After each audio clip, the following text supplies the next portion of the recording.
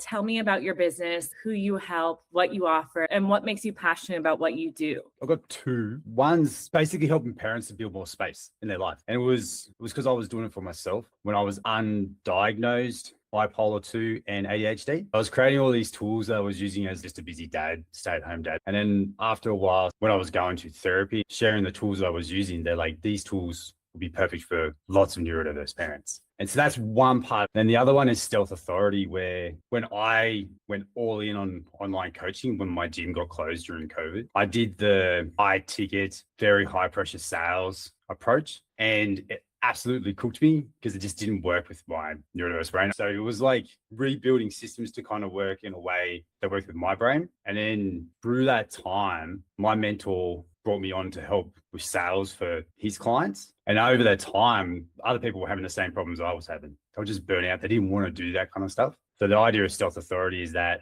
instead of forcing people into what we want them to do, to join our program, it's just like gravitational pull. They want to come because you're putting yourself out there in a way where it's smashing whatever limiting belief they have to help them see it as a new opportunity that they want to go for. So Stealth Authority is where I do their content marketing for them. And that usually happens every week. And then on the side projects, I build apps for them and movement, websites, workshops. Like there's 3 soccer coaches I'm working with who work in the MLS who are doing an education course for other coaches. So we were putting the presentations together and building that on Skool, which I'm actually converting them over to Movement to do that. Amazing. It sounds like predominantly like coaching other coaches, right? On how to set up their businesses and run their businesses online. Yeah, that's the main thing. And then the Neurodiverse Dad Operating System was more like me experimenting and playing with things. How did you come across Movement and what was that journey like? I've gone through like TeamBuildr, Everfit, QuickCoach when it was John Goodman's one. When that got sold, I was like, everyone come over to Movement. I remember I posted like crazy in that QuickCoach group. I bounced around a lot of tools trying to find the right thing, and Everfit like was great visually, but the back end of it for coaches was a nightmare, I thought. And then QuickCoach just didn't have enough things that you could use to customize it. I can't even remember how I stumbled across Movement. I think I was just searching through and it came up in Google. And when I got in there, it's like the customization of it was the thing like, this is fantastic. And over time, just the upgrades and stuff that's been happening have been like super cool. But when I was showing the people I'm bringing over, is they're so stuck. Like one of them has built a community on Skool, really likes it, but he wants to do one-on-one coaching in there. I'm like, you can't, like it's so hard to do one-on-one coaching in Skool. And showing him what Movement can do, he was just like all in on it. And there's a local gym that uses TrueCoach that wants to come over, and same thing.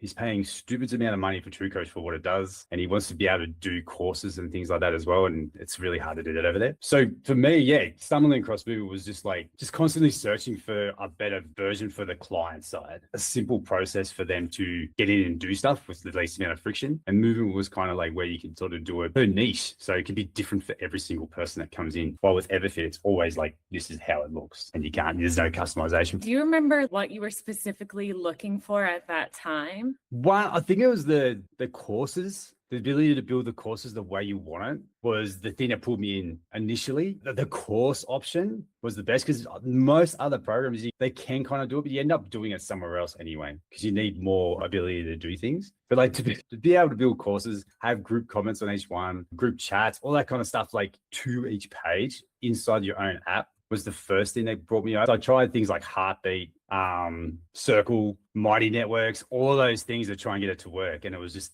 bouncing between the workout apps and those communities just didn't really work. And then, it was the courses, and it literally was like the ability to change the app buttons down the bottom to like almost to whatever you want it to be. And even with the coaches I'm talking to bring over, I'm like, that's perfect. That's what they've been hunting for all along. Their own unique experience for when clients come in. To create that client journey based on what in the coach's head, instead of changing what they know they want their clients to do and the journey to have, depending on which app you fall into, you always have to change it to match the app, which kind of always used to frustrate me. At least with Movement, whatever you think the journey should be, you can build it verbatim in the Movement app, which is cool. What were you using before Movement? Do you remember? It was Everfit, QuickCoach for some, and then we had a community in Skool, which no one was really in. So I wanted to get everything into one app, which was the hunt all the time. There was like, there has to be one place that can do it all. And so the main thing was bringing like community and then the exercise or workouts like all into one place? Yeah,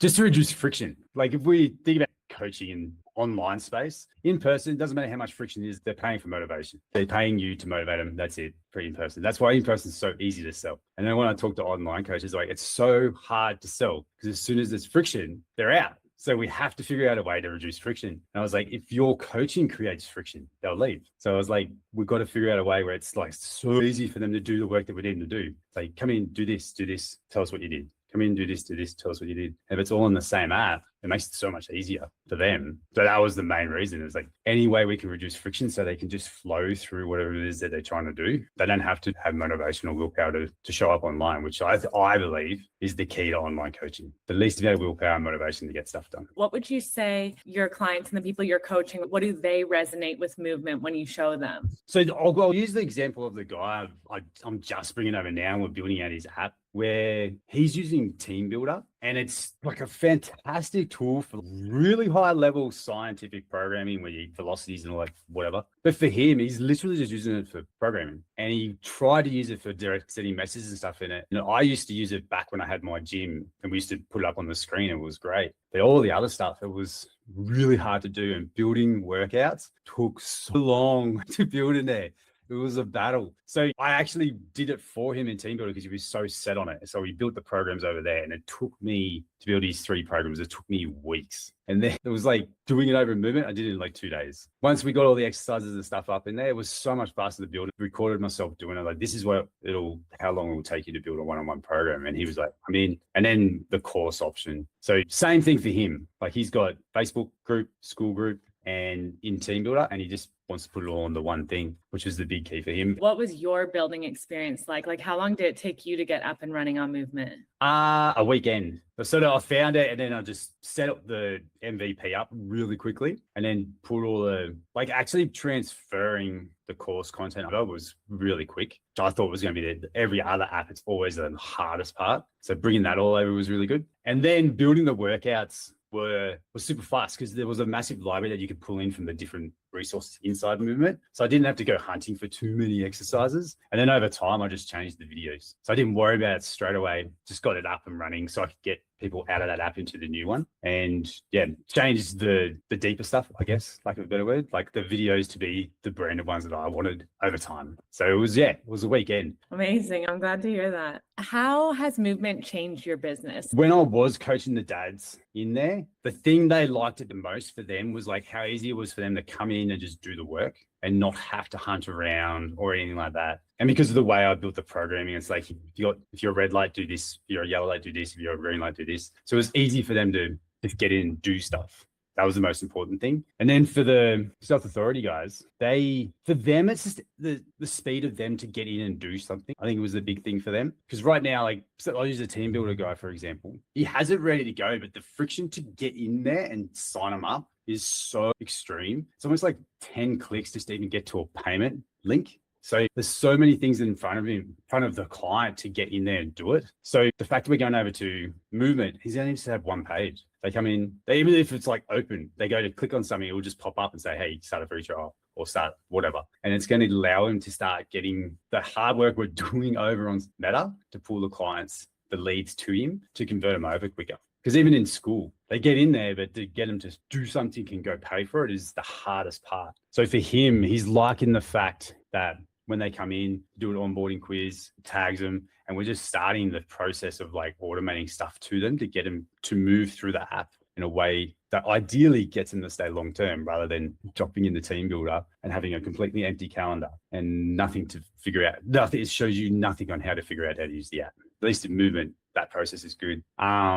That's the biggest ones that for both my self-authority clients and me, it was just a reduction of that friction to get the job done. It sounds like you've looked into a lot of the community platforms like Circle, Mighty, Skool. What did you like and dislike about those when you were in your research phase? And what are your clients like and dislike about Skool compared to Movement? Circle, Mighty Networks especially, and Skool, they are really good on desktop, and I find them so bad on the phone. Like, they're not intuitive.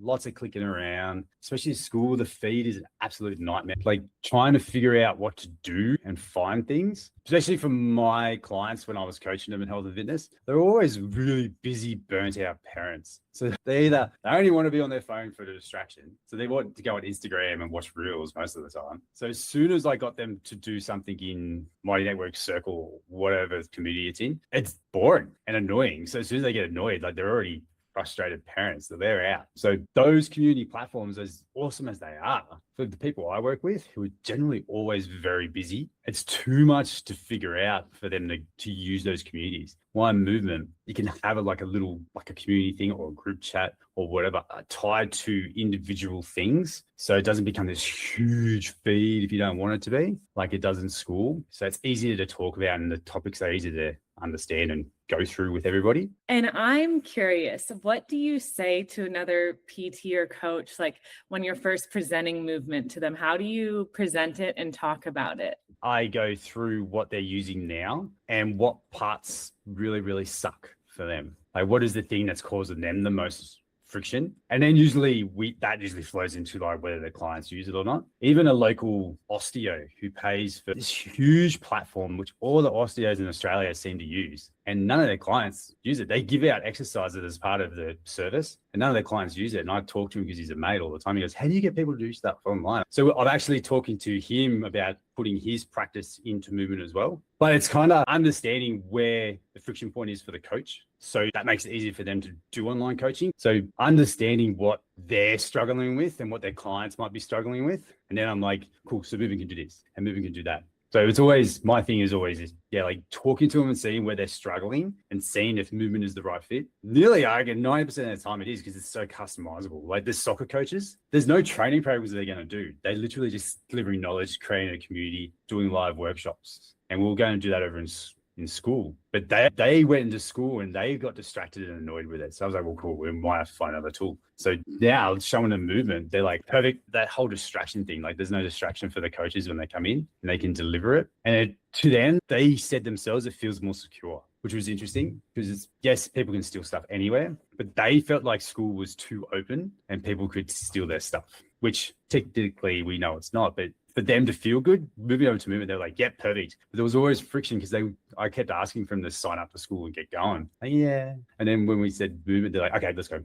They're like happy straight away when I showed them my app and they're like, yeah, let's do it. And then build it out. So that was cool. Is there anything you do differently or you wish you'd known before you started or launched with movement? Is there anything that would have helped you? Just get in, do the MVP version and then change it as you go. Like I've changed the layout of mine multiple times based off what people say and what the dads were saying or the coach I'm bringing over now. What he said made me go back and change something in my app. So just getting in and constantly reiterating and just changing and tweaking what it is that you're doing. Because I think, I don't know, but a lot of us coaches have perfectionism and we want it to be perfect from day one. And now when I talk to coaches, I'm like, let's just get in and get it going and we can change it as we go. Like there's things we can tweak. So I think that was the thing. Even though I did get it built in a weekend, I had the MVP going and then I played around with this other thing for like 4 weeks. And eventually I just went back to the MVP. So you might as well like get it up, get it going, get people's eyes on it. They want it, sweet, keep building it. If not, just tweak it.